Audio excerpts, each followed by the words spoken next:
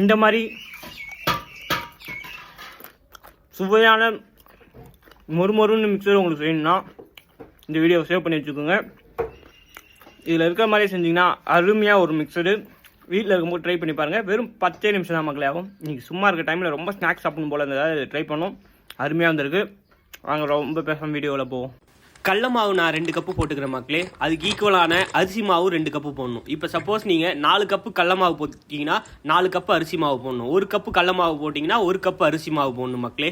அதுக்கப்புறம் வெதுவெதுப்பான சுடு தண்ணி, அந்த தண்ணியை ஊற்றி தான் நம்ம பிசைய போகிறோம்.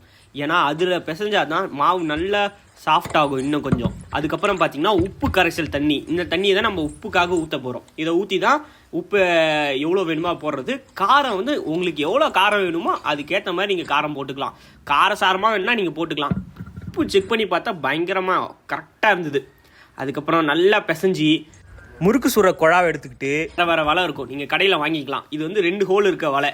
இந்த வலையை வாங்கிட்டு அதில் கரெக்டாக உருண்டையாக உருட்டிட்டு நம்ம இதை அழுத்திட்டோன்னு வச்சுக்கோங்க. ஃபஸ்ட்டு செக் பண்ணி பார்த்துருவோம் மக்களே எப்படி இருக்குன்னு. இங்கே பாருங்கள் அருமையாக வருது. அவ்வளோதான். இப்போ அடுப்பை பற்ற வச்சுப்போம். மேலே வானலை வச்சுப்போம். வானலை வச்சுட்டு அதுக்குள்ளே தேவையான அளவு எண்ணெயை ஊற்றிப்போம்.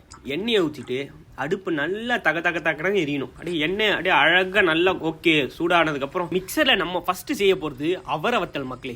எவ்வளோ அழகாக வந்திருக்கு பார்த்தீங்களா அவரை வத்தல். இது எப்படி வெந்திருக்கான்றது செக் பண்ணுறது வந்து ரொம்ப ஈஸி மக்களே. நம்ம வந்து ஜல்லிக்கரண்டி எடுத்து அது மேலே மண்டையில் டொக்கு டொக்கு டொக்குன்னு 4 தட்டு தட்டிங்கன்னு வச்சுக்கோங்க. அதில் டொக்கு டொக்கு டொக்குன்னு சவுண்டு வரும். நீங்கள் கேளுங்க எப்படி சவுண்டு வருதுன்னு.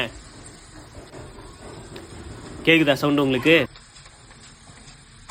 இது நல்லா சவுண்டு வந்துருச்சுன்னா அப்படியே கொஞ்சம் நேரத்தில் எடுத்துட வேண்டியதான் மக்களே. அவரை வத்தல் ரெடி. அப்படியே எடுத்து சைடில் வச்சுப்போம் அவரை வத்தலை. அடுத்து நம்ம போட போகிறது ஓமப்பொடி தான் மக்களே. நிறைய பேருக்கு தெரிஞ்சிருக்கு இந்த ஓமப்பொடி. இங்கே பாருங்க எவ்வளோ ரவுண்டாக வந்திருக்குன்னு.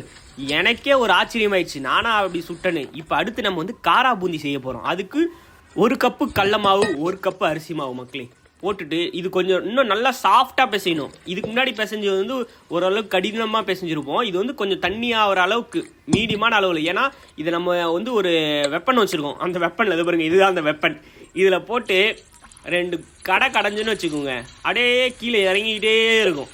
இறங்கிட்டே இருக்கு பார்த்தீங்களா? இப்படி தான் காரா பூந்தி ரெடி பண்ணுவாங்க மக்களே. பார்த்துக்கோங்க. இதை அப்படியே நம்ம நல்லா கொதிக்கிற எண்ணெயில் சுட சுட சுட சுட அப்படியே எடுத்துன்னு வச்சுக்கோங்க. மொறுன்னு வரும். அதை எடுத்து நாம் அப்படி ட்ரான்ஸ்ஃபர் பண்ணிப்போம். அடுத்தது கருவேப்பிலை. அந்த ஒரு என்ன தான் நம்ம செஞ்சாலும் இந்த கருவேப்பிலை பூண்டு போட்டு அதில் ஒரு கிளறுன்னு வச்சுக்கோங்க. அதோட டேஸ்ட்டே தனியாக இருக்கும். அவ்வளோதான். கருவேப்பிலை பூண்டு போட்டாச்சா? இப்போ ஒரு மிக்சிங் பாருங்கள் எப்படி இருக்குன்னு நீங்களும் ட்ரை பண்ணி பாருங்கள். இந்த மாதிரி நிறைய வீடியோ உங்களுக்கு வேணும்னா மறக்காமல் சப்ஸ்கிரைப் பண்ணி வச்சுக்கோங்க.